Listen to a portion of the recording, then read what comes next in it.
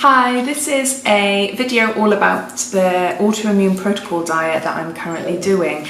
I'm on week 2 and I'm creating a video log of how I'm doing, my highs, my lows, what type of foods I'm eating and how I'm feeling really. So I wanted something so I can look back on and see the process and what happened. I started last year and I looked into food intolerance testing. The more I looked into it, the more I realised that it just wasn't for me. It wasn't going to give me the answers I needed. I wanted something going really back to basics and something that I can monitor and I can see for myself instead of what is read on blood tests, which, me and blood tests, our relationship isn't always a good one, but that's another story, a really long story. But anyway, so this video is all about how I got started, where I got my information from, and I'll also provide some links, so if any of you are interested in following it as well alongside me or at a later date, then feel free to click on the links provided. So to cut a really long story short, because I'm aware I will go on and on and on and on and on, lots of research on AIP. It came up, it cropped up while, as I said, looking through information about intolerance testing. So I looked into AIP and I thought, oh, okay, it really resonates with me. I've got an underactive thyroid, I've got polycystic ovary syndrome, I've got gut issues, so I've got absorption issues, I've got conversion issues, I'm on an alternative form of thyroid medication, my vitamins and minerals are not consistent, they're up and down all the time. So yeah, I've got a lot of hormone problems, and so I thought, well, you know, that this diet, it sounds completely, great, it's natural, it's following the paleo approach, although it's eliminating a little bit more. So the elimination phase is between, they say about 6 weeks, but it's between 30 to 90 days until you start noticing symptoms decreasing.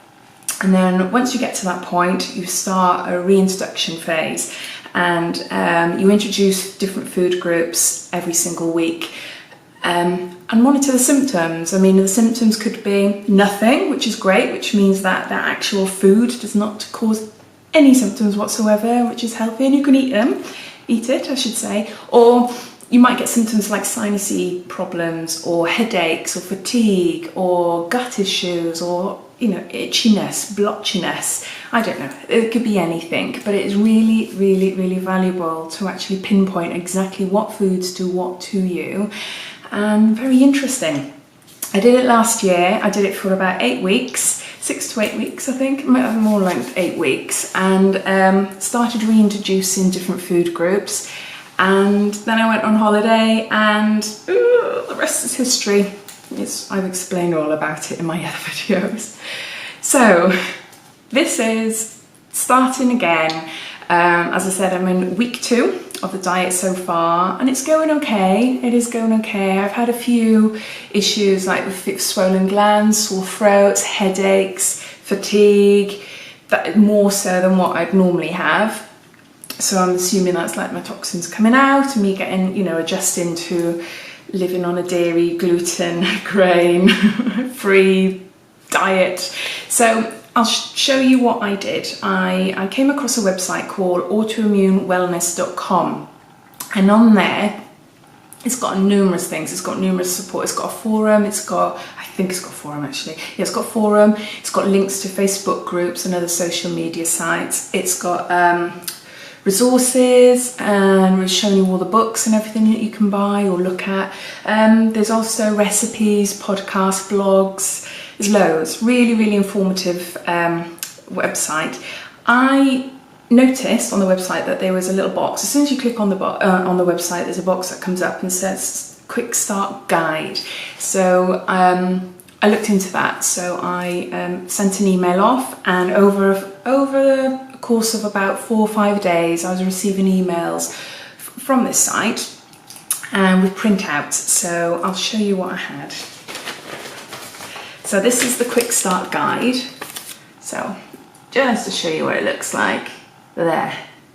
So I thought, instead of me blabbing on and on and on, because I've probably spent, oh gosh, over 5 minutes already introducing what I want to say, I thought I'll just go through a few of the pointers that are on here and just say all about what AIP really is. So, what is the Autoimmune Protocol? The Autoimmune Protocol is an elimination and reintroduction protocol that has been specifically designed to help those suffering from autoimmune disease determine their food allergies and sensitivities, reverse nutrient deficiencies, balance gut flora, and heal their bodies over the long term.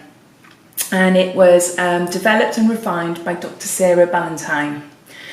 It goes into detail about what foods are avoided and what foods that you can eat, but I have got 2 little printouts which I'll show and go through in a minute, so I think that would be better if I did that. And it says here, do I need to be 100% compliant? Bottom line, yes, but not so initially. It's completely up to you. If you go, say, cold turkey, so to speak, from day one, you are going to notice faster results. But it is hard. It is really hard. When I read out all the foods you can't eat, yeah, it's maybe like half a page or whatever of foods, but it is really, really hard, really initially. So I have to go to cold turkey. That's just me. I have to go cold turkey. I have to, right, if I'm going to do it, I'm going to do it. Although I did mess up last week and I had alcohol on the weekend, but the weekend that's just gone just now, I was fine. I didn't drink alcohol, and yeah, and I felt really good actually. Waking up the next morning, fresh faced, yeah, no, it did feel good. So I'm on the right path, I think. But I mean, you could do like, say, for the first week, you could eliminate dairy, and then the second week you can eliminate dairy and gluten, and then the following week it could be dairy, gluten, and tomato. So it's completely up to you. But eventually you'd have to begin the process of the elimination phase, you'd have to eliminate all the foods. So it could take you months to get to that phase, but it's up to you how you do it. And again, once you've done this 30 to 90 days and you start noticing your symptoms disappearing, well, that is the time when you know to reintroduce foods. I always keep a diary. I know I'm doing actually a video diary on YouTube, but I keep a written diary of all my symptoms, like when I start and throughout as well, if I notice any differences, even if it's negative. Like last week I had really swollen glands and sore throat, so I wrote that down. But I mean, to me that just shows the process. So something's happening to my body, there's a change. So it's good, it's positive. I'm hoping I'll feel better now as this week is moving on. So, and then it goes into, is there anything besides the food that I should be doing as well?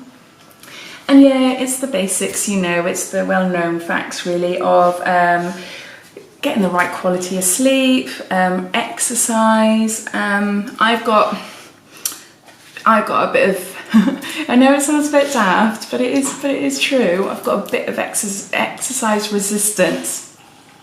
It is to do with my conditions, but if I do too much exercise, I become really ill. It feels to me like about, not the next day, but the following day. Say if I do like a 10-15 mile walk, which I love doing, and I haven't done for a while now, but I used to do it all the time. I'm really ill. It feels like I'm coming down with a really heavy cold. And I'm all achy, my joints, and I feel yuck. So I have to balance what I do with exercise. So I'm not sure if that happens to anybody else, but I'm assuming there are people out there like me. But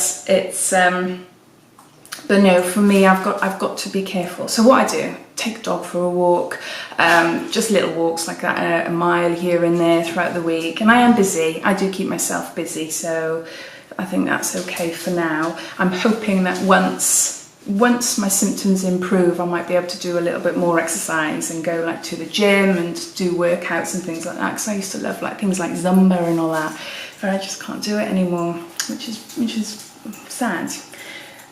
But you never know. It's all about connecting with others and managing your stress.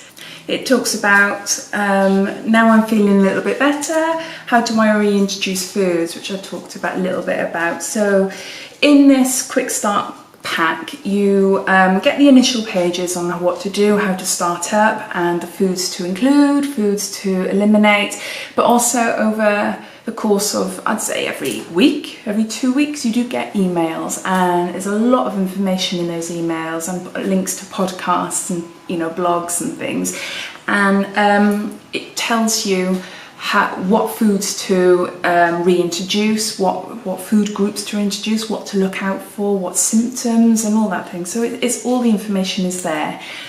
So what else is here? Do I need to tell my doctor before starting? Yes, it is advisable. I didn't, but I've done it before, and so I didn't do that, but they know I'm always trying to get to the root cause of my flipping issues. It's been like over 10 years, up and down, up and down, up and down. Although since switching my thyroid medication, and I'm now on T3, my life came back a bit then. Well, a lot of it came back, but I'm still left with like residual symptoms. So yes, it just gives you links about the cookbooks, about support on Facebook, Instagram, Twitter. I don't know if you can see. So yeah, so that's the quick step. That's the AIP Quick Start Guide, and with that comes, I think it's like the following day they gave me an email. It's a 2-week plan. So yep. I folded it up. So it's a 2-week meal plan. Like week 1. Hold on, I should do this, shouldn't I? Week 1.